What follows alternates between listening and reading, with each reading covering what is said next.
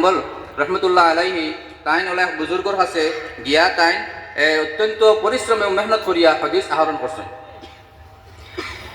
ولا شك أن حفظ الحديث ومدارسة الحديث أخذت بتفكير الصحابة وتفكيرهم ولب تفكيرهم.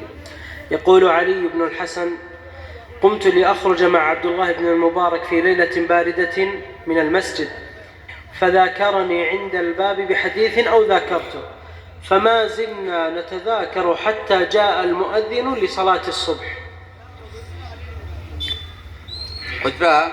যে এই হাদিসগুলা সংরক্ষণ করা এবং হেফাজত করতে অত্যন্ত পরিশ্রমের ব্যাপার, যেহেতু তান জানা আছে বলে এইখান আজকের এইখান হদিসের মহফিল হিসাবে হদিস সম্পর্কে তাই আলোচনা করতাম।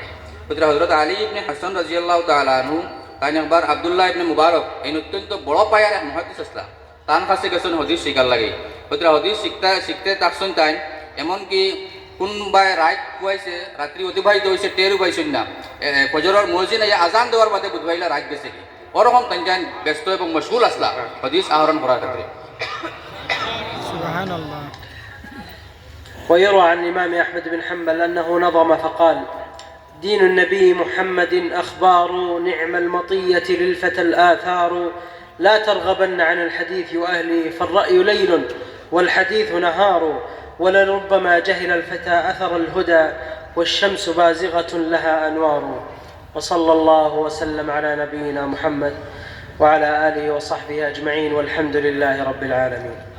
লাস্টে তাই হযরত আহমদ ইবনে হাম্বলের একটা উক্তি দিয়া তান এই বক্তব্য শেষ করছেন। কইতরা আহমদ ইবনে হাম্বল রহমতুল্লাহ আলাইহি আমরা জানি তাই চার ইমামর লগর এক ইমাম আহমদ ইবনে হাম্বল এবং একজন বড় মুহাদ্দিসও আসলা। তাই কইতরা বলে এই হাদিসগুলো আমরা সামনে দিনের সূর্যের আলোর মতো এবং পূর্ণিমার রাত্রের চন্দ্রের মতো আমরা সামনে উদ্ভাসিত পরিষ্কার, সুতরাং এই হদিসগুলো আমরা আঁকড়িয়া ধরতাম, এই হদিসগুলোর উপরে আমরা আমল করতাম ইনশাআল্লাহ।